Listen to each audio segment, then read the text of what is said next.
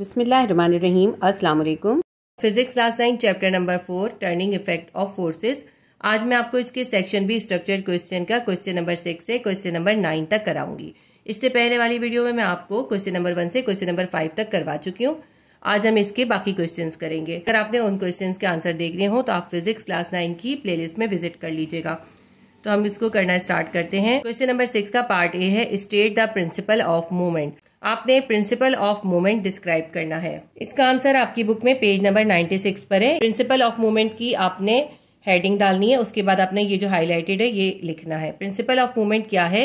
The sum of clockwise movements about a person is equal to the sum of the anti-clockwise movement about that point।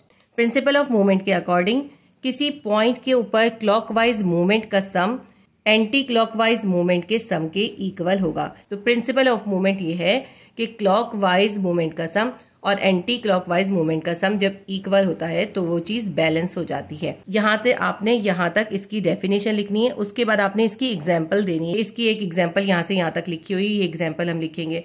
पहले मैं आपको explain कर दूं example को। देखिए, एक सीसॉ है, उसके ऊपर एक तरफ राइट साइड पे जो है एक लड़की बैठी है और लेफ्ट साइड पे जो है एक लड़का बैठा है। इसका नाम इन्होंने कहा फातिमा, इसका नाम है फहीम।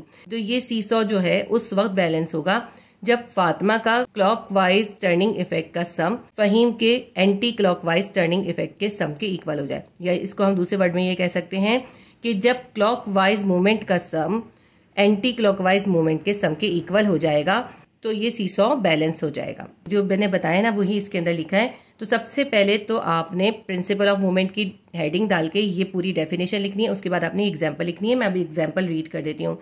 आप यहाँ पे चिल्ड्रंस के नाम की जगह ए और बी भी लिख सकते हैं। 2 childrens playing on seesaw, Fatima is sitting on right side. Figure काट दीजिएगा यहाँ से। 2 childrens playing on seesaw, Fatima is sitting on right side and Faheem on the left side of pivot. एक सीसॉ है, उसके ऊपर राइट साइड पे फातिमा बैठी है और पिवट या फलक्रम या जो उसका सेंट्रल पॉइंट होता है ना सीसॉ का, ये जो सेंट्रल पॉइंट है इसको पिवट या फलक्रम कहते हैं। उस पिवट या फलक्रम के राइट साइड पे फातिमा बैठी है और लेफ्ट साइड के ऊपर फहीम बैठा है। मैंने आपको बता दिया, आप नामों की जगह पे यहाँ पे ए और बी भी लिख सकते हैं। When the clockwise turning effect of Fatima is equal to the anti-clockwise turning effect of Fahim, then seesaw is balanced। जब फातिमा का क्लॉकवाइज टर्निंग इफेक्ट फहीम के एंटी क्लॉकवाइज टर्निंग इफेक्ट के इक्वल हो जाएगा तो सीसॉ बैलेंस हो जाएगा। In this case they can not swing. और ये सीसॉ बैलेंस हो जाएगा और ये लोग जो है ये इसमें झूला नहीं झूलेंगे, ये मूव नहीं करेगा। When the sum of all clockwise movement on the boy is balanced by the sum of all anti-clockwise movements, this is known as principle of movement। जब बॉय के ऊपर क्लॉकवाइज मूवमेंट का सम एंटी क्लॉकवाइज मूवमेंट के सम के equal हो जाएगा तो हम कहेंगे ये प्रिंसिपल ऑफ मूवमेंट है, यानी ये जो सीसॉ है ये बैलेंस हो जाएगा। ठीक है, तो ये हमने प्रिंसिपल ऑफ मूवमेंट की डेफिनेशन भी लिख दी और उसकी एग्जाम्पल भी दे दी। इसके बाद इसका पार्ट बी करते हैं। क्वेश्चन नंबर 6 का पार्ट बी करेंगे। A uniform metre rule is supported at its centre is balanced by 2 forces 12 newton and 20 newton. एक यूनिफॉर्म मीटर रूल है जिसके सेंटर के अंदर उसका फलक्रम या सपोर्ट है और इस यूनिफॉर्म मीटर रूल को 2 फोर्सेस बैलेंस कर रही हैं। एक फोर्स है 12 न्यूटन की और दूसरी है 20 न्यूटन की। अब इसके अंदर हमें इस डेटा को लेके 2 क्वेश्चन सॉल्व करने हैं। क्वेश्चन नंबर 1 करेंगे इसका। If 20 newton force is place at a distance of 3 metre from pivot, find the position of 12 newton force on the other side of pivot. कहते हैं कि देखें वो जो मीटर रूल है वो अपने सेंटर से, तो उसका फलक्रम तो उसके सेंटर में है, उसके फलक्रम से 3 मीटर के डिस्टेंस पे जो है एक फोर्स है 20 न्यूटन की। तो आपको बताना यह है कि जो दूसरी 12 न्यूटन की फोर्स है वो फलक्रम या पिवट से कितने डिस्टेंस पर होगी, यानी हमें इस दूसरी फोर्स का फलक्रम से डिस्टेंस या मोमेंट आर्म बताना है। पहले हम इसका पार्ट 1 सॉल्व कर लेते हैं, उसके बाद ही हम इसका पार्ट 2 रीड करेंगे और फिर उसे सॉल्व करेंगे। ये जो मीटर रूल है ये मैंने ऐसे ही रफली ड्रॉ कर लिया। इसमें आप डायग्राम जरूर बनाइएगा क्योंकि इससे ही आपको बहुत आसान हो जाएगा। देखिए, 1 मीटर रूल का मतलब है कि एक ऐसा स्केल है जो कि 1 मीटर का है और स्केल किसे कहते हैं जिसके ऊपर मार्किंग हुई हुई होती है, यानी 1 मीटर का स्केल है। इस मीटर रूल का जो सपोर्टिंग पॉइंट है वो है इसके सेंटर में। यानी उसका फल्क्रम या पिवट जो है उसके सेंटर में है। किसी बॉडी का सपोर्टिंग पॉइंट या वो पॉइंट जिसपे वो बैलेंस हो रही होती है वो उसका फल्क्रम या पिवट कहलाता है। तो इस मीटर रूल का फल्क्रम या पिवट जो है इसके सेंटर में है, तो हमने इसके सेंटर में इसका फल्क्रम ड्रॉ कर दिया, ये इसका फल्क्रम है, ठीक है। अब इस रॉड का एक साइड जो है उसको हमने ए का नाम दे दिया, दूसरे साइड को बी का नाम दे दिया। इस रॉड को बैलेंस करने के लिए इसके पॉइंट ए पर भी एक फोर्स अप्लाई हो रही है और इसके पॉइंट बी पर भी दूसरी फोर्स अप्लाई हो रही है। पॉइंट ए पर F1 फोर्स है 12 न्यूटन और पॉइंट बी पर दूसरी फोर्स एक्ट कर रही है F2 फोर्स, वो है 20 न्यूटन। अब इस F2 फोर्स का ये जो 20 न्यूटन की फोर्स है इसका इस फल्क्रम से जो डिस्टेंस है OB, इस फोर्स का मोमेंट आर्म या OB कितना है, वो है 3 मीटर। OB हमें पता है और हमें इस F1 फोर्स जो कि 12 न्यूटन की है इसका इस फल्क्रम से डिस्टेंस यानी इस F1 फोर्स का मोमेंट आर्म यानी OA हमें इसमें फाइंड करना है, ठीक है। तो अब हम इसका डेटा बना लेते हैं। फोर्स 1 यानी F1 हमारे पास कितनी है, वो है 12 न्यूटन। फोर्स 2 यानी F2 फोर्स कितनी है, वो है 20 न्यूटन। ये जो F1 फोर्स है इसका फल्क्रम से डिस्टेंस यानी OA, इसका मोमेंट आर्म ऑफ F1 कितना है, OA, ये हमें फाइंड करना है। और moment arm of F2 OB, दूसरी फोर्स का फल्क्रम से डिस्टेंस OB कितना है, वो है हमारे पास, इसमें हमें क्वेश्चन में गिवन है 3 मीटर।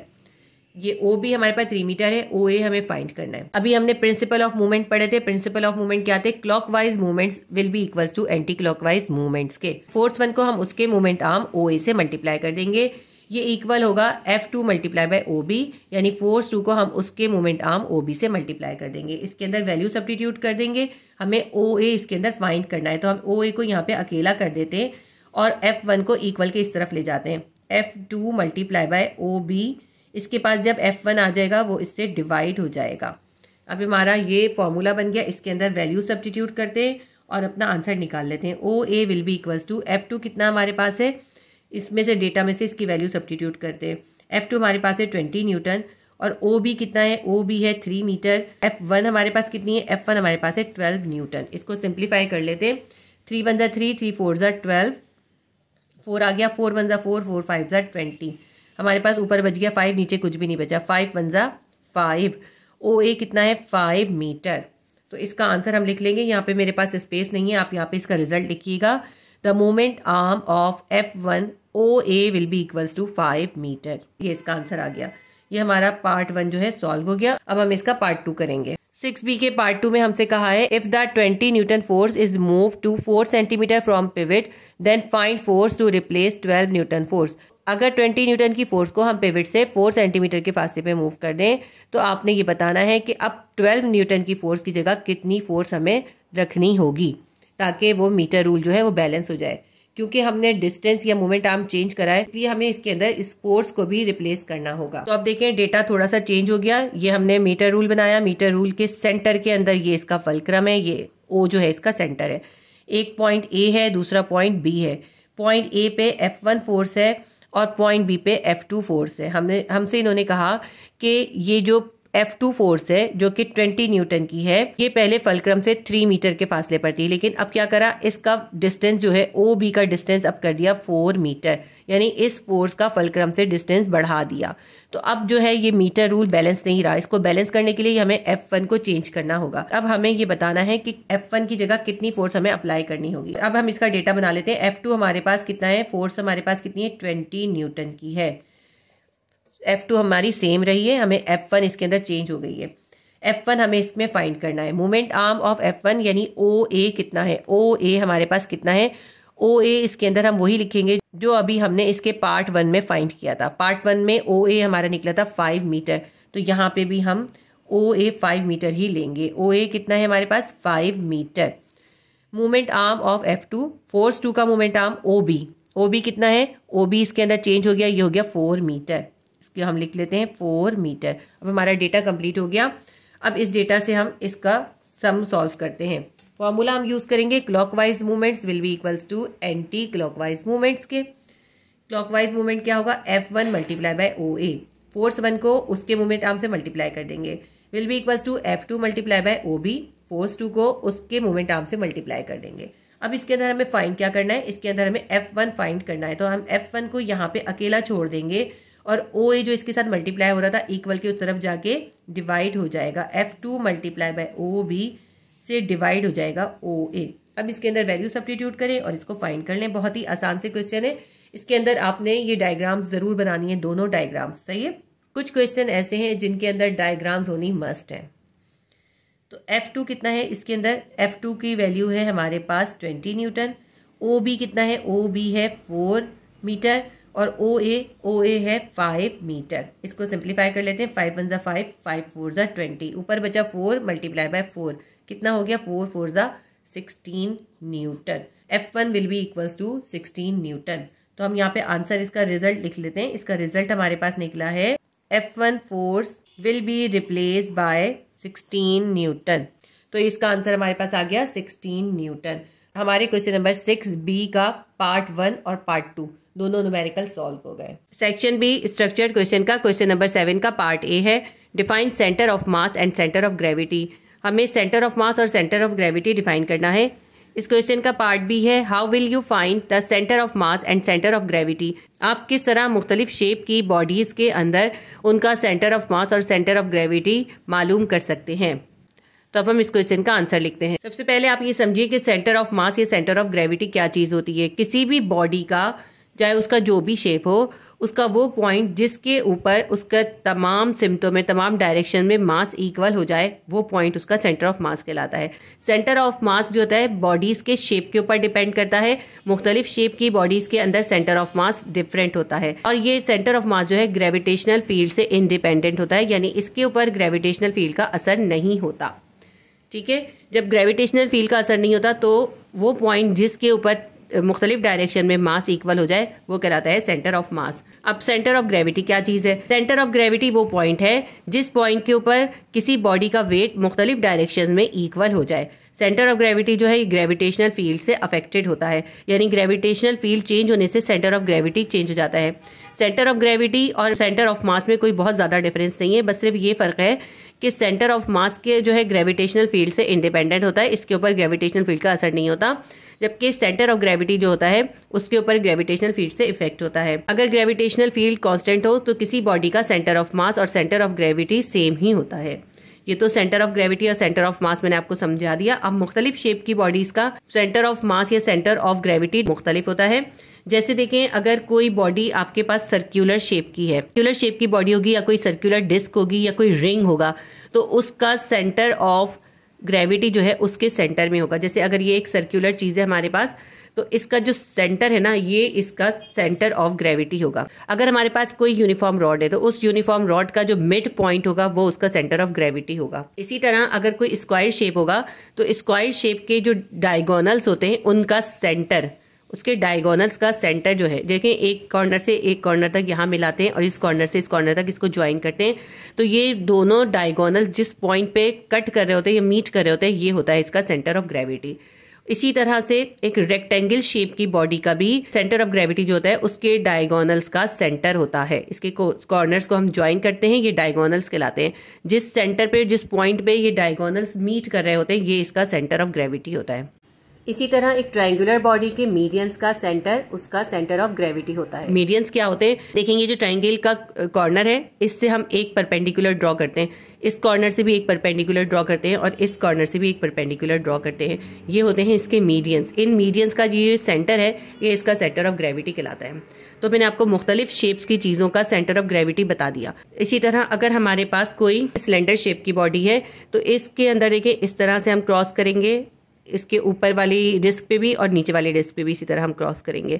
इसका सेंटर और इसका सेंटर ये हम ज्वाइन कर देंगे, तो इनका जो सेंटर बनता है ना, ये इसका सेंटर ऑफ ग्रेविटी कहलाता है। यानी सिलेंडर शेप की बॉडी का जो उसके एक्सिस होते हैं दोनों, उनका सेंटर जो होता है वो सिलेंडर शेप की बॉडी का सेंटर ऑफ ग्रेविटी कहलाता है। तमाम चीज़ें जिनके कोई शेप होते हैं ना, रेगुलर शेप होते हैं, ये उनके सेंटर ऑफ ग्रेविटी हैं।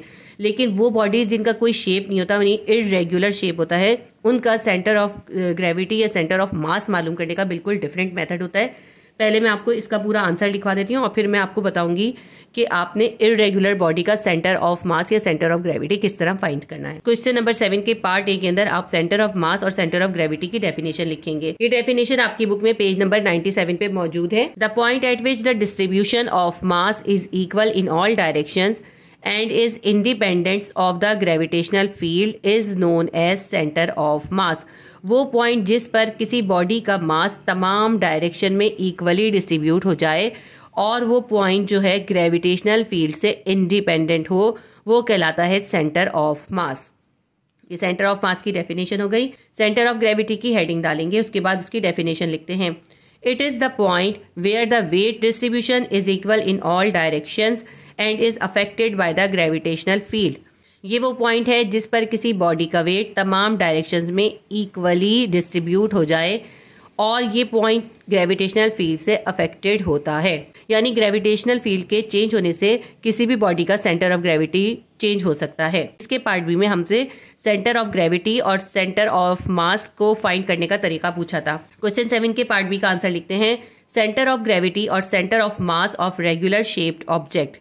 ठीक है, रेगुलर शेप्ड ऑब्जेक्ट के पहले हम सेंटर ऑफ ग्रेविटी या सेंटर ऑफ मास निकालने का तरीका बताएंगे, उसके बाद हम इरेगुलर ऑब्जेक्ट का भी बताएंगे। The position of centre of mass depend upon shape, size and distribution of mass of body. Centre of मास की जो पोजीशन है वो उस बॉडी के शेप, साइज और उसके मास के डिस्ट्रीब्यूशन पे डिपेंड करती है। If the gravitational field is constant then the centre of mass and centre of gravity will be in the same place. अगर ग्रेविटेशनल फील्ड कांस्टेंट होती है तो सेंटर ऑफ मास और centre of gravity same place पे होते हैं, यानी किसी बॉडी का सेंटर ऑफ मास और सेंटर ऑफ ग्रेविटी सेम होते हैं। कुछ रेगुलर शेप की बॉडीज के हम सेंटर ऑफ मास या सेंटर ऑफ ग्रेविटी बताते हैं। सबसे पहले हम एक यूनिफॉर्म रॉड का सेंटर ऑफ मास बताते हैं। The centre of mass of uniform rod lies in its mid point. किसी यूनिफॉर्म रॉड का सेंटर ऑफ मास जो है उस रॉड का मिड पॉइंट होता है। नंबर 2 हम बताते हैं the centre of gravity of a circular disc is its centre. किसी सर्कुलर बॉडी या सर्कुलर डिस्क या सर्कुलर रिंग का जो सेंटर ऑफ ग्रेविटी है वो उसके सेंटर में होता है, जैसे मैंने आपको बताया यहाँ पे। यानी अगर कोई व्हील है तो उसका सेंटर जो है उसका सेंटर ऑफ ग्रेविटी होगा। नंबर 3 हम लिखते हैं the centre of gravity of a square और rectangular body is the point of intersection of diagonals. किसी स्क्वायर या रेक्टेंगुलर बॉडी का सेंटर ऑफ ग्रेविटी जो है उसके डायगोनल्स के इंटरसेक्शन के पॉइंट पर होता है। 4 लिखते हैं the centre of gravity of a triangular shape is the point of intersection of its medians. किसी ट्रायंगुलर शेप की बॉडी का सेंटर ऑफ ग्रेविटी उसके मीडियंस के इंटरसेक्शन पर होता है। जिस पॉइंट पे ट्रायंगुलर बॉडी के मीडियंस इंटरसेक्ट कर रहे होते हैं वही उसका सेंटर ऑफ ग्रेविटी होता है। ये सब भी आपकी बुक में ही लिखा हुआ था। और एक और जो है इसका सिलेंडर का भी लिखा हुआ है, आप चाहें तो सिलेंडर का भी लिख सकते हैं, वरना इतना भी काफ़ी है। देखें, ये जो जितनी भी बॉडीज़ थी इनका एक पर्टिकुलर शेप था। कोई रेक्टेंगल थी, कोई ट्रायंगल थी, कोई सिलेंडर शेप था, कोई जो है स्क्वायर था। लेकिन कोई ऐसी बॉडीज जिनका कोई शेप नहीं होता उनका सेंटर ऑफ ग्रेविटी फाइंड करने का एक बिल्कुल डिफरेंट मेथड होता है। अब मैं आपको वो समझाती हूँ कि हम किस तरह फाइंड करेंगे। पेज नंबर 97 पे ये यहाँ से यहाँ तक सेंटर ऑफ मास की डेफिनेशन और यहाँ से यहाँ तक सेंटर ऑफ ग्रेविटी की डेफिनेशन है। उसके बाद centre of gravity of some regular shape के जो सेंटर ऑफ ग्रेविटी हैं वो यहाँ से यहाँ तक लिखे हुए हैं। ये थोड़े डिफिकल्ट है, मैंने काफी इजी वर्ड में करके लिखे हैं। अगर आप बुक से करना चाहते हैं तो रेगुलर शेप ऑब्जेक्ट की सेंटर ऑफ ग्रेविटी आप इसमें से कर सकते हैं। इसके बाद नेक्स्ट पेज पे देखिए, पेज नंबर 98 के ऊपर centre of gravity of irregular shape thin lamina. तो हमने किसी ऐसी चीज़ का जिसका कोई रेगुलर शेप नहीं है, ना ही वो रेक्टेंगल है, ना ही सर्कुलर है, ना ही ट्रायंगल है, ना ही सिलेंडर है, तो उसका अगर हमें सेंटर ऑफ ग्रेविटी फाइंड करना है तो हम कैसे फाइंड करेंगे। उसके लिए देखें, ये पूरा एक एक्सपेरिमेंट है। ये किस तरह से कंडक्ट करते हैं ये मैं आपको समझाती हूँ। मैंने एक ऐसे ही इरेगुलर शेप बॉडी बनाई है, ठीक है, ये एक इरेगुलर शेप बॉडी बनाई है। इसको करने का तरीका क्या होता है, इस इरेगुलर शेप बॉडी के अंदर हम मुख्तलिफ पॉइंट्स के ऊपर उसके परपेंडिकुलर ड्रॉ करते हैं। कैसे ड्रॉ करते हैं, सेंटर ऑफ ग्रेविटी फाइंड करने के लिए हम क्या करते हैं, इसका कोई भी हमने पॉइंट लिया और उसके ऊपर हम एक वेट को सस्पेंड कर देंगे, इसको वेट को लटका देंगे, इस तरह इसको लटका देंगे, देखिए इस तरह से। अब ये जिस पॉइंट के ऊपर, जिस लाइन के ऊपर ये वेट जो है बैलेंस हो रहा है उसके ऊपर हम एक लाइन ड्रॉ कर लेंगे, ठीक है। देखिए हमने इस पॉइंट से लेके जिससे हमने हैंग किया है और जहाँ ये बैलेंस हो रहा है उस पर हमने एक लाइन ड्रॉ कर ली। इसको मैंने पहले से इस तरह करने के बाद लाइन को ड्रॉ कर लिया था, ठीक है। ये देखें बिल्कुल सही लाइन ड्रॉ हुई है। ये हमने एक पॉइंट पर इसका परपेंडिकुलर ड्रॉ कर लिया। इसके बाद हम कहीं कोई सा भी दूसरा पॉइंट लेंगे, जैसे हमने यहाँ पे एक पॉइंट ले लिया और इसके ऊपर भी हम इस वेट को सस्पेंड कर देंगे। ये देखिए इस तरह से ये हमने इसके ऊपर एक वेट को सस्पेंड कर दिया।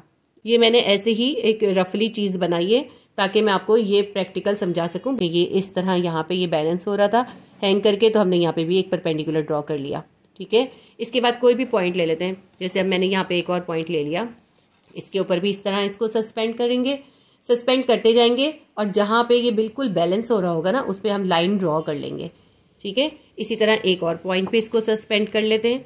ये एक और पॉइंट लिया, इस पे इसको सस्पेंड कर लिया हमने। इस तरह एक और पॉइंट पे भी इस तरह इसको करके सस्पेंड करके हमने वो लाइन ड्रॉ कर ली। अब आप देखें इस इरेगुलर शेप की बॉडी के ऊपर वेट को सस्पेंड करके ये उसके परपेंडिकुलर ड्रॉ कर ली। इन तमाम लाइंस का जो सेंटर है, जिस पॉइंट पे ये सारी लाइंस एक दूसरे को कट कर रही हैं, ये है इस इरेगुलर शेप का सेंटर ऑफ ग्रेविटी या सेंटर ऑफ मास। ठीक है, इरेगुलर शेप का सेंटर ऑफ मास फाइंड करने का यही तरीका है। ये जो मैंने सब बोला है यही आपकी बुक में लिखा हुआ है। अब मैं आपको बुक से रीड करके बता देती हूँ कि आपने किस तरह से इसको लिखना है। पेज नंबर 98 पे देखें, centre of gravity of irregular shape thin lamina. Thin lamina का मतलब है कोई भी पतली सी लकड़ी की शीट है या कोई कार्डबोर्ड टाइप का है। स्टेप 1 में क्या करेंगे, make 3 small holes near the edge of lamina farther apart from each other. यानी कि उस लेमिना पे कोई 3 होल्स बना लेंगे जो कि एक दूसरे से थोड़े फासले पर हों। स्टेप 2 है, suspend the lamina freely on 1 hole on retort stand through a pin. उस होल के अंदर एक पिन डाल के उस पिन के जरिए इस लेमिना को हम स्टैंड पे लटका देंगे। देखिए जैसे यहाँ लटका दिया है।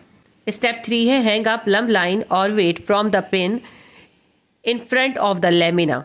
अब उस पॉइंट के ऊपर जिधर से आपने उसको लटकाया है उस पर एक वेट सस्पेंड कर देंगे, कोई भी वेट ले सकते हैं। स्टेप 4 है, when the plumb line is steady trace the line on the lamina. जब ये जो आपने वेट लटकाया जिस तरह वो स्टेडी हो जाए यानी एक जगह पे रुक जाए तो उसके ऊपर एक लाइन ट्रेस कर लें। स्टेप 5 है, repeat steps for second and third hole. जो आपने सेकंड और थर्ड होल बनाया था उसके ऊपर भी इसी तरह इन सारे स्टेप्स को रिपीट करें। The point of intersection of 3 lines is the position of centre of gravity. इसके अंदर क्योंकि आपने 3 होल्स बनाए थे तो 3 लाइंस बनेंगी। ये तीनों लाइंस जिस पॉइंट पे इंटरसेक्ट करेंगे वो पॉइंट उस बॉडी का सेंटर ऑफ ग्रेविटी है। क्योंकि इस एक्सपेरिमेंट के अंदर इन्होंने सिर्फ 3 होल्स किए थे और 3 होल्स के ऊपर सस्पेंड करके 3 लाइंस ड्रॉ की थी, तो इन तीनों लाइंस का जो इंटरसेक्शन पॉइंट है वो ही इस बॉडी का या इस लेमिना का सेंटर ऑफ ग्रेविटी है। ठीक है, अगर आपसे इरेगुलर शेप बॉडी का सेंटर ऑफ ग्रेविटी या सेंटर ऑफ मास फाइंड करने का तरीका पूछते हैं तो आपने ये लिखना होता है। और रेगुलर का भी बाज़ औक़ात ब्लैंक्स में आता है या फिर आपको मुख्तलिफ बॉडीज के शेप दे देते हैं और कहते हैं कि आप उन शेप्स का सेंटर ऑफ ग्रेविटी या सेंटर ऑफ मास फाइंड करें। तो ये जो मैंने आपको पूरा टॉपिक कराया है इसके अंदर मैंने आपको तमाम चीज़ें करवा दी हैं। आप इरेगुलर शेप का भी लिख लें और 2-3 जो है रेगुलर शेप के भी एग्जाम्पल दे दीजिए। तो ये हमारा क्वेश्चन नंबर 7 का पार्ट ए और बी दोनों कंप्लीट हो गए। क्वेश्चन नंबर 8 का पार्ट ए है, define couple as a pair of forces tending to produce torque. हमें ये डिफाइन करना है कि फोर्सेस का पेयर या कपल टॉर्क प्रोड्यूस करता है। इस क्वेश्चन का आंसर आपकी बुक में पेज नंबर 99 पर है। मैंने आपको क्वेश्चन नंबर 5A में टॉर्क या मूवमेंट ऑफ फोर्स को डिफाइन करा था, वही टॉर्क है इसके अंदर, बस थोड़ा सा इसको डिफरेंट तरीके से डिस्क्राइब किया है। कपल क्या चीज होता है पहले मैं आपको ये बता दूं। अगर किसी बॉडी के ऊपर 2 अनलाइक पैरेलल फोर्सेस एक्ट करती हैं तो वो फोर्सेस कहलाती हैं कपल। कपल वो फोर्सेस होती हैं जिनका मैग्नीट्यूड तो सेम होता है और वो पैरेलल होती हैं मगर उनकी ऑपोजिट डायरेक्शन होती है। तो जब किसी बॉडी पे कपल एक्ट करता है तो वो कपल उस बॉडी के अंदर टर्निंग इफेक्ट प्रोड्यूस कर देता है। जैसे देखें, गाड़ी हम जब ड्राइव कर रहे होते हैं, स्टीयरिंग व्हील के ऊपर हम अपने राइट हैंड से और लेफ्ट हैंड से दोनों तरफ से 2 फोर्सेस अप्लाई कर रहे होते हैं। ये दोनों फोर्सेस जो होती हैं ये पैरेलल होती हैं एक दूसरे के, लेकिन इनकी डायरेक्शन डिफरेंट होती है। हम स्टीयरिंग व्हील के ऊपर 2 अनलाइक पैरेलल फोर्सेस यानी कपल अप्लाई कर रहे होते हैं। जब किसी बॉडी पे कपल एक्ट करता है तो उसके अंदर टर्निंग इफेक्ट प्रोड्यूस करता है, वो टर्निंग इफेक्ट कहलाता है टॉर्क। ठीक है, जो हमने टॉर्क में पढ़ा था वही सेम इसके अंदर है। अब मैं आपको बताती हूँ आप लिखेंगे कैसे। सबसे पहले आप कपल बताएंगे कि कपल क्या है, उसके बाद आप टॉर्क बताएंगे। तो पेज नंबर 99 पे ये जो हाईलाइटेड है, सबसे पहले आप ये लाइंस लिखेंगे, 2 unlike parallel forces of the same magnitude but not acting along the same line form a couple. 2 unlike parallel forces जिनका सेम मैग्नीट्यूड हो मगर उनकी डायरेक्शन डिफरेंट हो वो कपल कहलाती हैं या कपल बनाती हैं। उसके बाद आप ये सब छोड़ दें और यहाँ से लिखें, a couple has turning effect but does not cause an object to accelerate. Couple से टर्निंग इफेक्ट तो प्रोड्यूस होता है ऑब्जेक्ट के अंदर, लेकिन उससे ऑब्जेक्ट एक्सेलरेट नहीं होती। एक्सेलरेट का मतलब है कि उसकी वेलोसिटी चेंज नहीं होती। यानी अगर कोई बॉडी मूव कर रही है उसके ऊपर हम कपल अप्लाई करते हैं तो उसके अंदर एक्सेलरेशन पैदा नहीं होगा या उसकी वेलोसिटी चेंज नहीं होगी। लेकिन टर्निंग इफेक्ट प्रोड्यूस होता है। जैसे मैंने स्टीयरिंग व्हील की आपको एग्जांपल दी कि स्टीयरिंग व्हील हम यूज़ करते हुए हम दोनों हाथों से स्टीयरिंग व्हील के ऊपर कपल अप्लाई करते हैं। अपने हम राइट हैंड से जो फोर्स अप्लाई कर रहे होते हैं वो लेफ्ट हैंड की फोर्स के इक्वल तो होती है, लेकिन उसकी डायरेक्शन ऑपोजिट होती है। और इस फोर्स के अप्लाई करने से इस स्टीयरिंग व्हील के अंदर टर्निंग इफेक्ट प्रोड्यूस होता है। हमारे एक हाथ की फोर्स से क्लॉकवाइज टॉर्क प्रोड्यूस होता है और दूसरे हाथ की फोर्स से एंटी क्लॉकवाइज टॉर्क प्रोड्यूस होता है। ये दोनों टॉर्क एक दूसरे के इक्वल होते हैं। क्लॉकवाइज और एंटी क्लॉकवाइज मूवमेंट जब किसी चीज़ में प्रोड्यूस होती है उसे कहते हैं टर्निंग इफेक्ट या टॉर्क। ये हमने यहाँ से यहाँ तक लिख लिया। ये लाइन मैं दोबारा पढ़ देती हूँ। A couple has turning effect but does not cause an object to accelerate. Couple से टर्निंग इफेक्ट प्रोड्यूस होता है ऑब्जेक्ट में, लेकिन उसके अंदर एक्सेलरेशन नहीं होता। उसके बाद आप ये सब छोड़ दें और यहाँ से लिखें द टर्निंग इफेक्ट और movement of couple is known as its torque. ये टर्निंग इफेक्ट या मूवमेंट ऑफ कपल जो है ये कहलाता है टॉर्क। इसके बाद हम लिखेंगे we can calculate the torque of the couple by adding the movement of each force about the centre O of the wheel.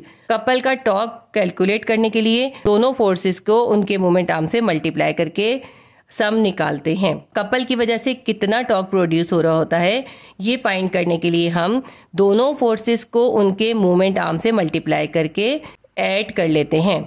इससे हमें टॉर्क फाइंड हो जाता है।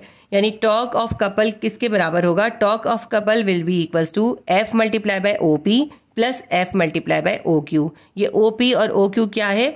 अगर आप ये वाली डायग्राम बनाएं, हम इसको नाम दे देते हैं पी और क्यू।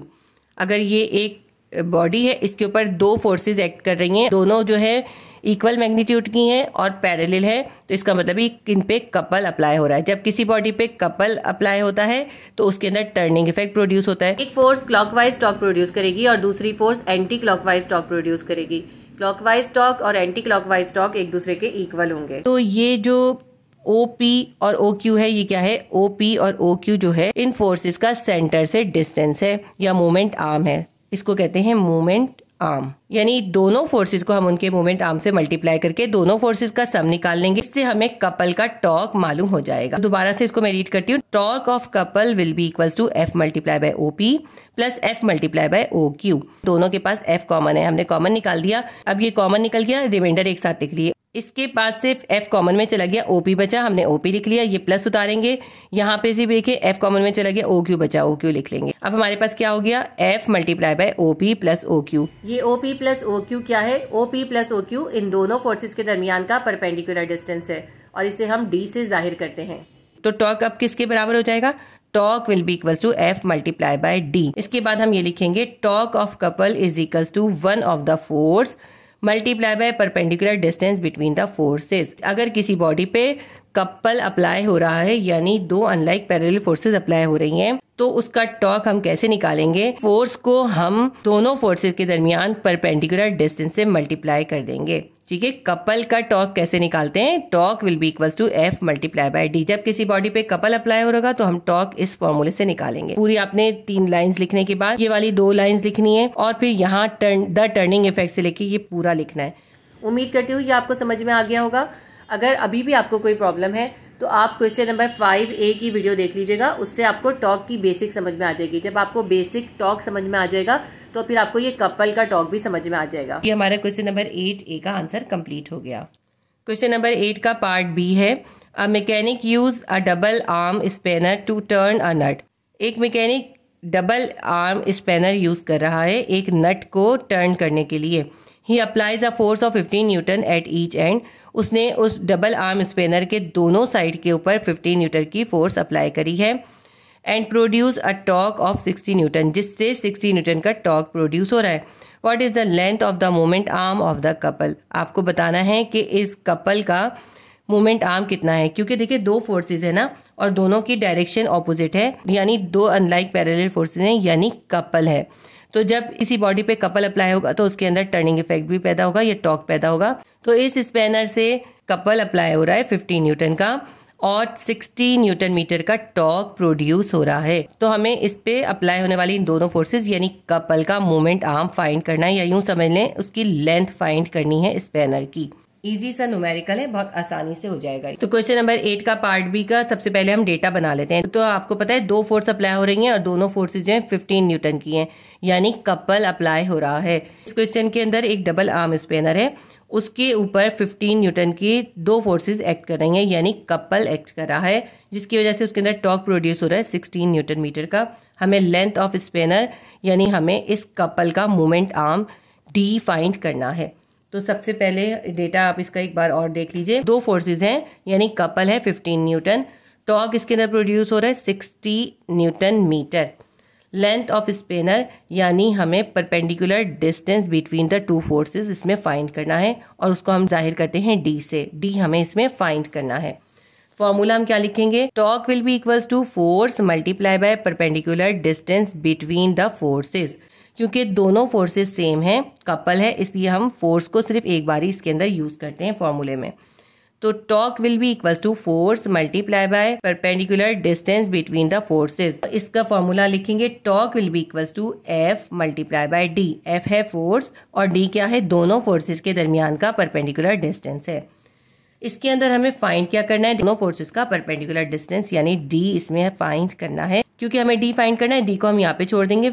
एफ जो है यहाँ पे मल्टीप्लाई हो रहा है, फोर्स यहाँ पे मल्टीप्लाई हो रही है, इक्वल की दूसरी तरफ जाके डिवाइड हो जाएगी। हमारी इक्वेशन बन जाएगी D will be equals to torque divided by force.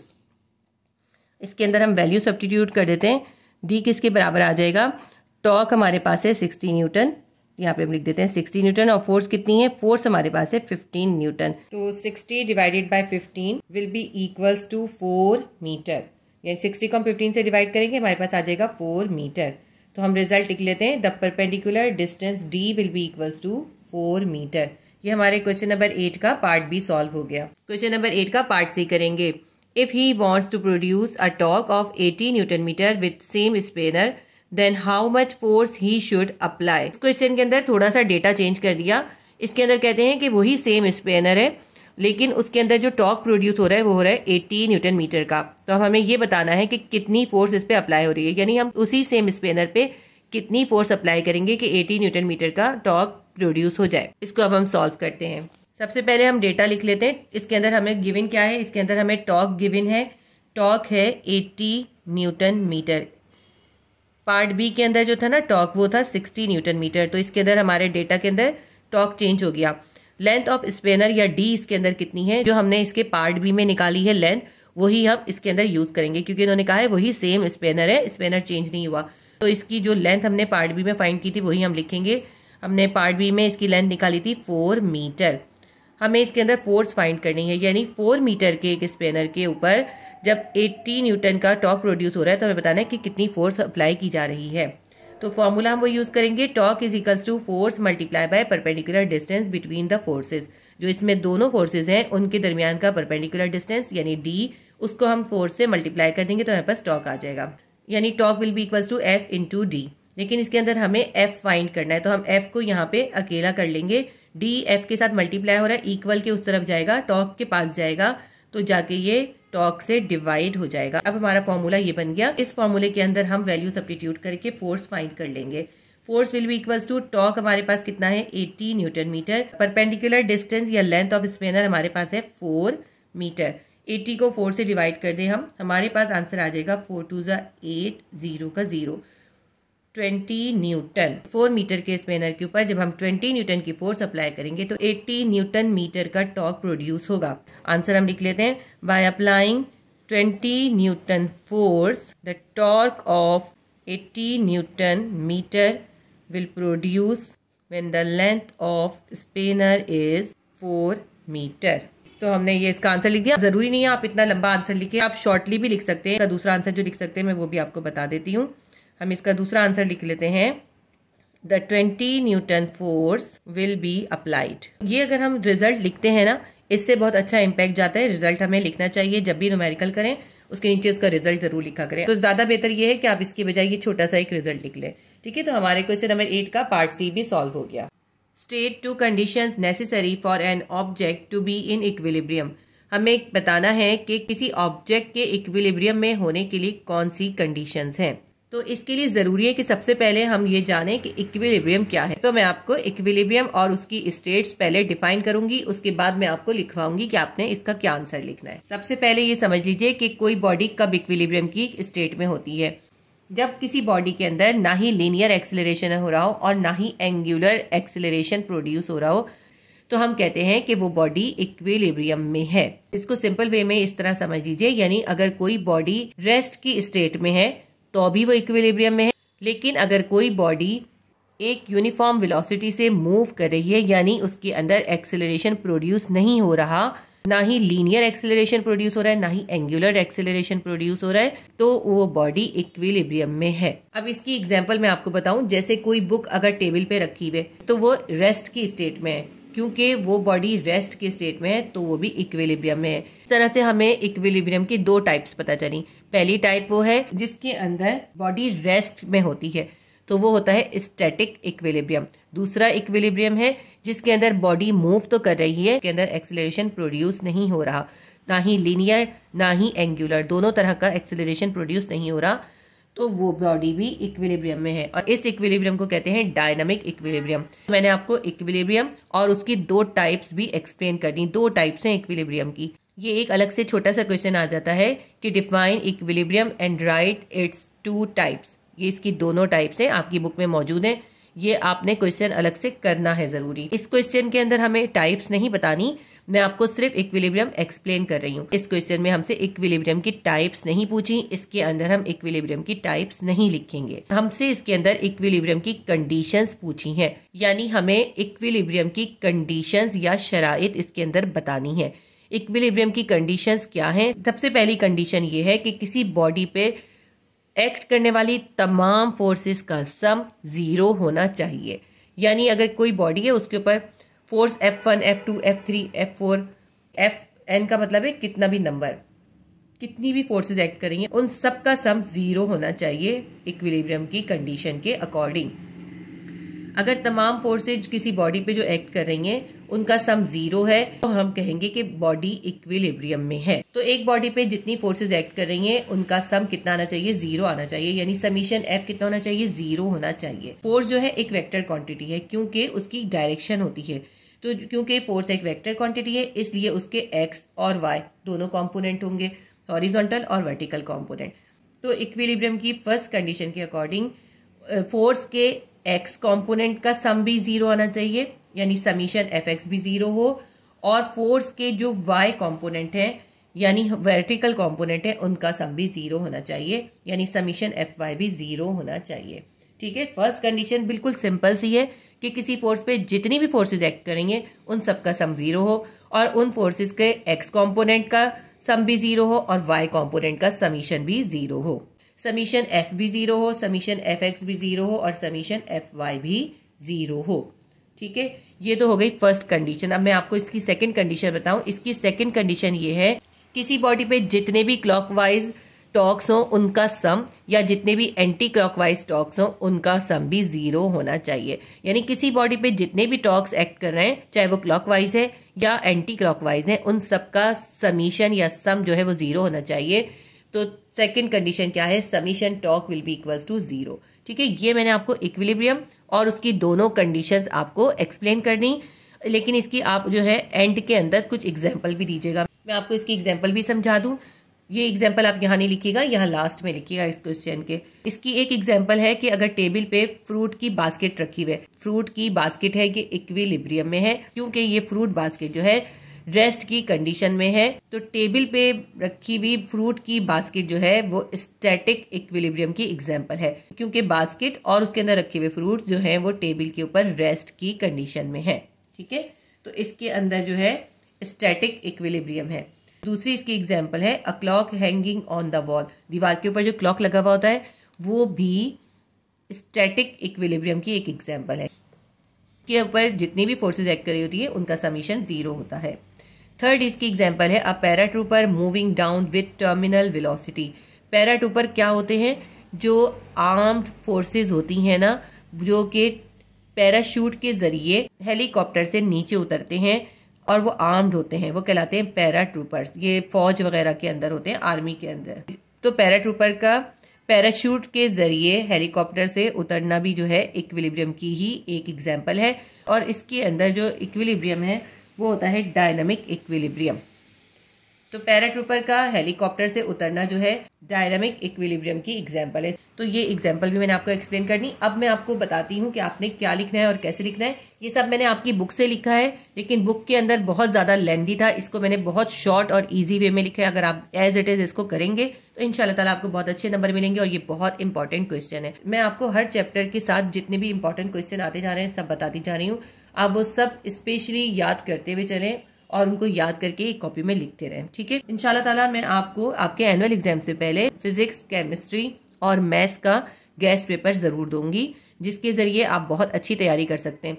अभी आप हर चैप्टर के इंपॉर्टेंट क्वेश्चन याद करते हुए चलें, और जब गैस पेपर आएगा उस गैस पेपर के अकॉर्डिंग आप सारे क्वेश्चंस गैस पेपर के रिवाइज कीजिएगा और उनको एक कॉपी के अंदर रिवाइज करते जाइएगा और लिखते जाइएगा। इस तरह आपकी एनुअल एग्जाम की बेहतरीन तैयारी हो जाएगी और इंशाल्लाह आपके बहुत अच्छे मार्क्स आएंगे। तो हम क्वेश्चन नंबर 9 का पार्ट ए का आंसर लिखना शुरू करते हैं। सबसे पहले इक्विलिब्रियम की आप हेडिंग डालेंगे। इसके अंदर हमसे इक्विलिब्रियम की डेफिनेशन नहीं पूछी थी, लेकिन इस सवाल के अंदर लाजमी है कि आप पहले इक्विलिब्रियम की डेफिनेशन दीजिए। इक्विलिब्रियम की हेडिंग डाल के हम लिखते हैं, when a body does not possess an acceleration neither linear nor angular it is said to be in equilibrium. जब किसी बॉडी के ऊपर लीनियर या एंगुलर दोनों तरह का एक्सेलरेशन नहीं होता तो हम कहेंगे कि वो बॉडी इक्विलिब्रियम में है। तो ये इक्विलिब्रियम की डेफिनेशन हो गई, ये आपकी बुक से ही लिखी है मैंने। उसके बाद हम कंडीशंस ऑफ इक्विलिब्रियम की हेडिंग डालेंगे, क्योंकि यही हमसे असल क्वेश्चन किया था। फर्स्ट कंडीशन ऑफ इक्विलिब्रियम की हेडिंग डालकर हम लिखेंगे, according to first condition sum of all forces acting on a body must be equal to 0। First condition के अकॉर्डिंग बॉडी पे एक्ट करने वाली तमाम फोर्सेस का सम 0 होना चाहिए, यानी F1 plus F2 plus F3 dot dot dot Fn is equals to 0। Fn क्या है ये, यानी कि कितने भी नंबर हो, कितनी भी फोर्सेस हो। n का मतलब है कोई भी फोर्स का नंबर हो सकता है, कितनी भी फोर्सेस हो सकती हैं। तो F1 plus F2 plus F3 plus Fn will be equals to 0, यानी summation F will be equals to 0। क्योंकि ये वेक्टर क्वांटिटी है इसलिए इसका x और y कंपोनेंट भी होगा, तो हम लिखेंगे F1x plus F2x plus F3x dot dot dot Fnx is equals to 0। nx का मतलब क्या है, हमें अभी x का नंबर नहीं पता, कितनी भी फोर्स का x कंपोनेंट हो सकता है। इसके बाद हम लिखते हैं F1y plus F2y plus F3y dot dot Fny will be equals to 0, यानी summation Fx will be 0 and summation Fy will be 0। ठीक है, ये एग्जाम्पल अभी आप नहीं लिखेंगे। यहां तक लिखने के बाद हम लिखेंगे सेकंड कंडीशन। सेकंड कंडीशन की हेडिंग डालेंगे, second condition is satisfied if sum of clockwise torques acting on a body is equal to the sum of anti clockwise torque. Second condition जब सेटिस्फाई होती है जब किसी बॉडी पे act करने वाले क्लॉकवाइज टॉर्क्स का सम उस बॉडी पे एक्ट करने वाले एंटी क्लॉकवाइज टॉर्क्स के सम के इक्वल हो जाए। Sum of clockwise torques will be equals anti clockwise torques. ठीक है, क्लॉकवाइज टॉर्क्स का सम इक्वल होना चाहिए एंटी क्लॉकवाइज टॉर्क्स के। Summation torque should be 0। हम लिखेंगे summation torque is equals to 0, यानी तमाम टॉर्क्स का सम जो है वो 0 होना चाहिए। तो ये हो गई कंडीशंस ऑफ इक्विलिब्रियम। इसके बाद आप इसकी एग्जाम्पल भी दे दीजिएगा, और हो सकता है ये एग्जाम्पल अलग से आपसे किसी क्वेश्चन में भी पूछ लें, तो इसलिए आप एग्जाम्पल अपने पास ज़रूर नोट डाउन कर लीजिएगा। जो एग्जाम्पल्स हैं या आप इक्विलिब्रियम की जो टाइप्स का अगर क्वेश्चन आता है उसके अंदर भी दे सकते हैं। फर्स्ट एग्जाम्पल है, a basket of fruit resting on table. Table पे रखी हुई फ्रूट की बास्केट जो है वो एग्जाम्पल है स्टैटिक इक्विलिब्रियम की। आप इसके आगे लिख सकते हैं is the example of static equilibrium. Number 2 है, a clock hanging on the wall. इसके आगे भी आप लिख सकते हैं is the example of static equilibrium. Number 3 है, अ paratrooper moving down with terminal velocity. Paratrooper का टर्मिनल वेलोसिटी से नीचे उतरना हेलीकॉप्टर से। इसके आगे भी आप लिख सकते हैं is the example of dynamic equilibrium. ठीक है, ये हमारा क्वेश्चन नंबर 9 का पार्ट ए का आंसर कंप्लीट हो गया। उम्मीद करती हूँ आपके लिए हेल्पफुल रहा होगा। अब इसके बाद हम पार्ट बी करेंगे। अगर मेरी वीडियोस आपके लिए हेल्पफुल रहती हैं तो प्लीज़ वीडियो को लाइक कर दिया कीजिए और शेयर भी कीजिए ताकि दूसरे स्टूडेंट्स की भी हेल्प हो सके। क्वेश्चन नंबर 9 का पार्ट बी करेंगे। A uniform metre rule is balanced at the 30 centimetre mark when a load of 0.80 newton is hung at the zero mark. कहते हैं कि एक मीटर रूल है जिसको बैलेंस करने के लिए उसके ऊपर 0.80 न्यूटन का लोड जो है वो 30 सेंटीमीटर के डिस्टेंस पे उसके जीरो मार्क से लगाया गया है। यानी जो उसका जीरो मार्क है ना, जिसके ऊपर वो उसका फलक्रम है, उसके फलक्रम से 30 सेंटीमीटर के फासले के ऊपर 0.80 न्यूटन का एक वेट लगा के उसे बैलेंस किया गया है। तो हमें फाइंड क्या करना है, हमें इसमें दो चीज़ें फाइंड करनी है। नंबर 1 हमें फाइंड करना है at what point on the rule is the centre of gravity of the rule. हमने बताना है कि उस मीटर रूल का जो सेंटर ऑफ ग्रेविटी है वो किस पॉइंट पर होगा। नंबर 2 हमें क्या बताना है, number 2 calculate the weight of the rule. हमें इस रूल का वेट भी कैलकुलेट करना है। देखिए, क्योंकि अगर कोई मीटर रूल है उसके ऊपर आपने बैलेंस करने के लिए एक फोर्स या वेट लगा दिया, लेकिन उस मीटर रूल का अपना भी वेट होगा ना, वो वेट जिस पॉइंट पर एक्ट कर रहा होगा हमें वो पॉइंट बताना है, वो कहलाता है सेंटर ऑफ ग्रेविटी। और दूसरा हमें वो वेट भी बताना है कि उस यूनिफॉर्म मीटर रूल का अपना वेट कितना होगा। ये काफ़ी कॉम्प्लिकेटेड न्यूमेरिकल है। अगर ये एग्जाम में आता है और आपके पास चॉइस मौजूद हो तो आप इसको अटेम्प्ट मत कीजिएगा। ऐसे न्यूमेरिकल चूज़ कीजिएगा जो कि ईजी हो और सिंपल हो और आपको कंफर्म हो कि आप उसका आंसर आसानी से कर सकते हैं। अगर आपको ये बहुत अच्छे से आ जाए तो आप ये कर लीजिएगा, लेकिन ये ऐसे मुश्किल क्वेश्चन करने में गलती होने का बहुत चांस होता है। हमेशा आप ऐसे क्वेश्चन चूज़ करें जो इजी हो, लेकिन इसका मतलब ये नहीं है कि आपको ये मुश्किल लगे और आप इसको अटैम्प्ट भी ना करें और एक न्यूमेरिकल ही छोड़ दें। ऐसा ना करिएगा। अगर आप अटैम्प्ट करेंगे तो कुछ ना कुछ मार्क्स तो मिल जाएंगे, लेकिन अगर आप अटैम्प्ट ही नहीं करते, एक न्यूमेरिकल ही छोड़ के आ जाते हैं, तो फिर लाजमी तौर पे उसमें 0 ही मिलेंगे। लेकिन अगर कुछ कर लेंगे, जितना भी कर लेंगे, उसके हिसाब से मार्क्स कुछ ना कुछ मिल ही जाएंगे। तो हम इसे सॉल्व करना स्टार्ट करते हैं। देखिए, ये मैंने एक मीटर रॉड बना ली है। एक मीटर रॉड का मतलब है कि ये जो रॉड है ना, इसकी लेंथ 1 मीटर है। देखिए, इसमें इन्होंने हमें अलग से इस क्वेश्चन में नहीं कहा कि इस रॉड की लेंथ 1 मीटर है, लेकिन इस क्वेश्चन को आप ध्यान से पढ़ें तो इसके अंदर लिखा हुआ है a uniform metre rule. Uniform metre rule का मतलब क्या है कि ये जो रूल है या ये जो स्केल है ये 1 मीटर का स्केल है और यूनिफॉर्म है। अगर हमारे पास कोई भी यूनिफॉर्म रॉड होती है तो उसका जो सेंटर होता है, उस रॉड का सेंटर, वो उसका सेंटर ऑफ ग्रेविटी होता है। ये क्योंकि एक यूनिफॉर्म मीटर रूल है, इसलिए इसका सेंटर ऑफ ग्रेविटी किधर होगा, यानी इसका सारा वेट किस पॉइंट पर होगा, वो इस रॉड के बिल्कुल सेंटर में होगा। देखें, ये इस रॉड का सेंटर मैंने यहाँ बनाया है, ये इस रॉड का सेंटर है। इस रॉड के सेंटर को हम नाम दे देते हैं जी का। ऐसे ही नाम दिया है, ठीक है, ताकि हम इसको सॉल्व कर सकें आसानी से। कोई भी आप नाम देंगे फिर उसके हिसाब से आगे चेंज कीजिएगा। तो इसको हमने जी का नाम दे दिया। जी पे क्या है कि क्योंकि इस यूनिफॉर्म रॉड का सेंटर है तो इसका सारा वेट जो है इस पॉइंट के ऊपर होगा, इस रॉड के सेंटर में। तो हमें पहला इसका क्वेश्चन हमसे यही पूछा था, इस रॉड का सेंटर ऑफ ग्रेविटी कहाँ होगा। इस रॉड का सेंटर ऑफ ग्रेविटी इस पूरी रॉड के सेंटर में होगा, ठीक है। तो ये बहुत आसानी से इसका पहला हम मालूम कर सकते हैं। ये पूरी रॉड 1 मीटर की है, तो अगर हम इस पूरी रॉड की लेंथ का हाफ कर दें तो हमारे पास इसका सेंटर ऑफ ग्रेविटी आ जाएगा। तो हमारा इसका पार्ट 1 सॉल्व हो जाएगा। अब हम इसको और सॉल्व करते हैं। ये 1 मीटर रूल है, इसका जो फलक्रम है वो इस जगह पर है। ये क्या है, इसका फलक्रम 0 है। फलक्रम का नाम हमने दिया है 0, ठीक है, ओ कह दें या 0 कह दें। फलक्रम क्या चीज होती है, किसी भी ऑब्जेक्ट की जो सपोर्ट होती है या जिस पे वो बैलेंस हो रही होती है वो पॉइंट कहलाता है उसका फलक्रम या पिवट। इसका फलक्रम या पिवट जो है वो यहाँ पर है, ये इसका फलक्रम है, इसको हमने ओ से नाम दे दिया। जिस जगह पे फलक्रम होगा उसी जगह पे इसका रिएक्शन भी होगा, ठीक है। ये आर क्या है, इसका रिएक्शन है। अच्छा, इस रॉड का हमने एक साइड को ए कह दिया और दूसरे साइड को बी का नाम दे दिया। इस रॉड के एक साइड के ऊपर 0.80 न्यूटन की फोर्स अप्लाई हो रही है। फोर्स कितनी है, 0.80 न्यूटन की फोर्स इस ए पॉइंट पे अप्लाई हो रही है और ये ए पॉइंट जो है फलक्रम से 30 सेंटीमीटर दूर है। कितना दूर है, ये पूरा इन दोनों का डिस्टेंस यानी ओ ए कितना है, ओ ए 30 सेंटीमीटर है। क्योंकि ये सेंटीमीटर है तो हमने इसको सेंटीमीटर को मीटर में कन्वर्ट करना होगा। तो ओ ए कितना है, 30 सेंटीमीटर। ओ ए क्या है, ओ से लेके इस फोर्स तक का डिस्टेंस है। O A is the moment arm of force. अब इसका वेट हमने बताया, इसका वेट जो है इस रॉड के सेंटर में पॉइंट जी पर है। इसको सॉल्व करना स्टार्ट करते हैं। डायग्राम जो है इसकी बहुत इंपॉर्टेंट है और ये बहुत इंपॉर्टेंट और डिफिकल्ट क्वेश्चन है। आपने इसको बहुत अच्छे से समझना है, इसकी डायग्राम भी बनानी है।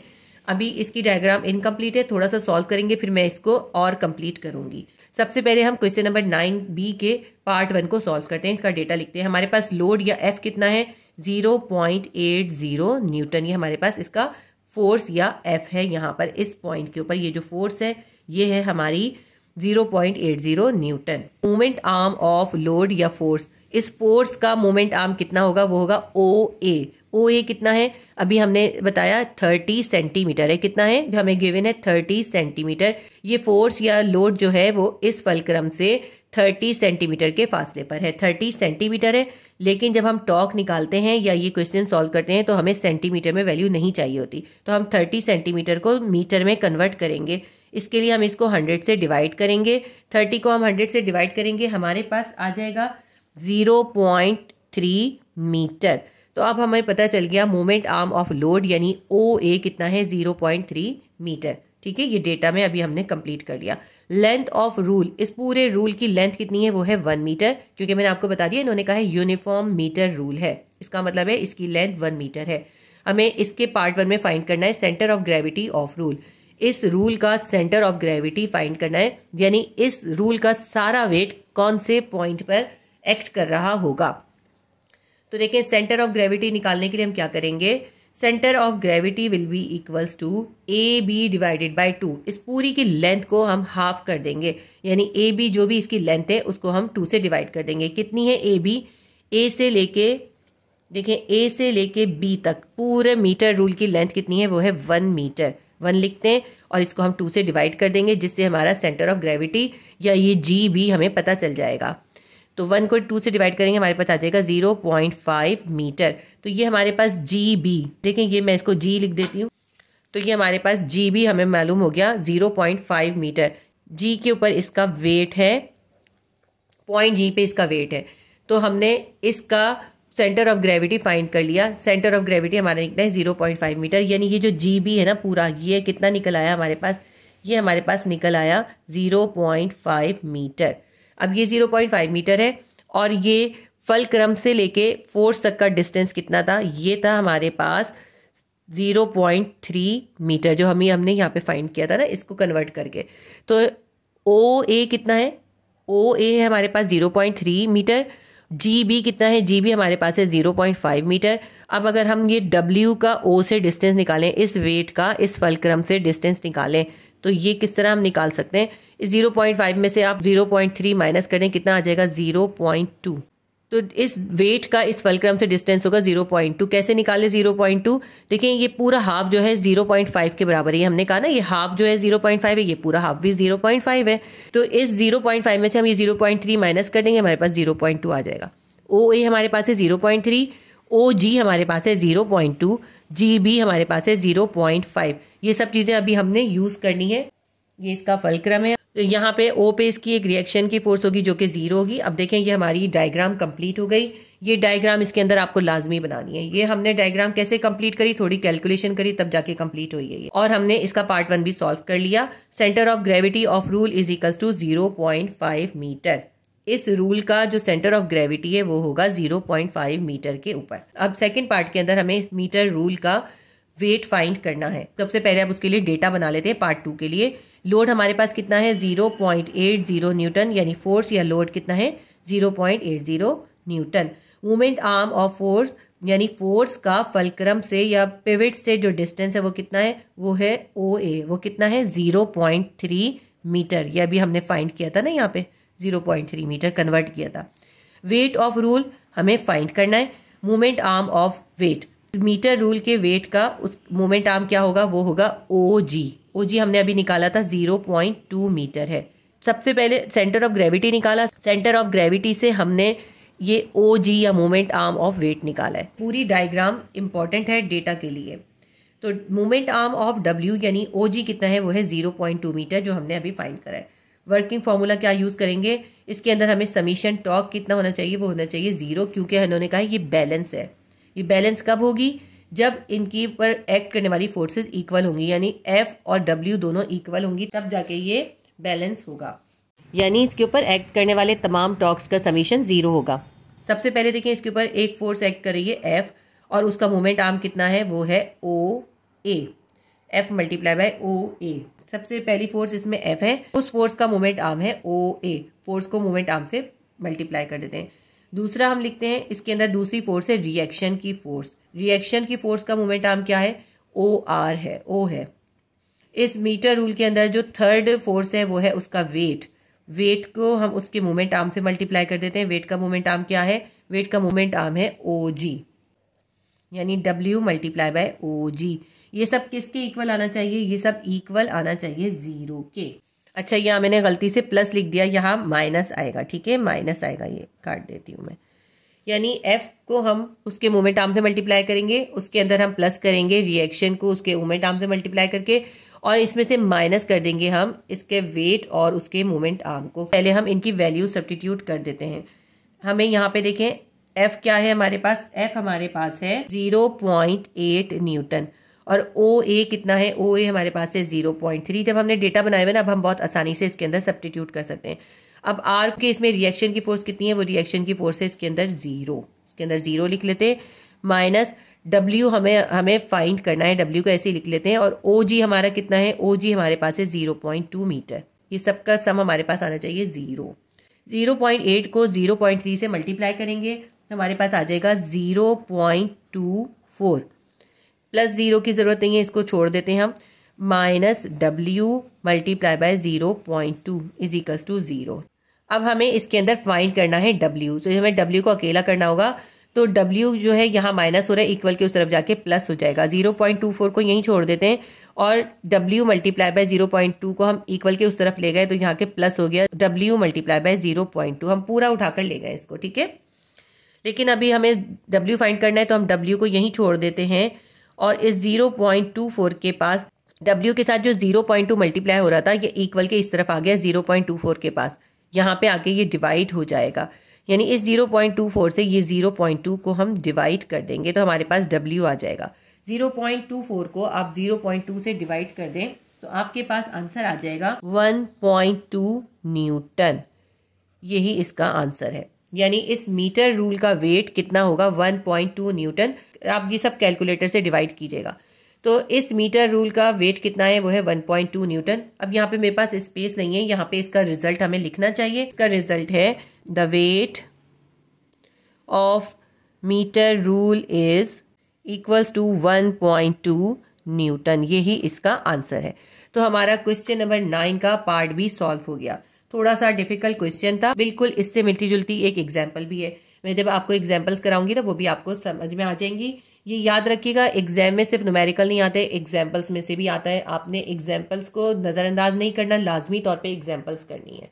तो ये हमारा क्वेश्चन नंबर 9 का पार्ट भी सॉल्व हो गया। इसके साथ ही हमारे चैप्टर नंबर 4 के सेक्शन बी के तमाम क्वेश्चन कंप्लीट हो गए। इस वीडियो के अंदर मैंने आपको क्वेश्चन नंबर 6 से क्वेश्चन नंबर 9 तक कराए। पार्ट 1 के अंदर मैंने आपको सेक्शन बी के क्वेश्चन 1 से क्वेश्चन नंबर 5 तक कराए। अगर आपने वो वीडियो देखनी हो तो आप फिजिक्स क्लास 9 के प्लेलिस्ट में विजिट कर लीजिएगा, वहां पे आपको बहुत आसानी से मिल जाएगी। तो वीडियो को लाइक कीजिए, शेयर कीजिए और सब्सक्राइब कर लीजिए अगर आपने सब्सक्राइब नहीं किया है तो, ताकि आपकी कोई भी इंपॉर्टेंट वीडियो मिस ना हो। अल्लाह हाफिज।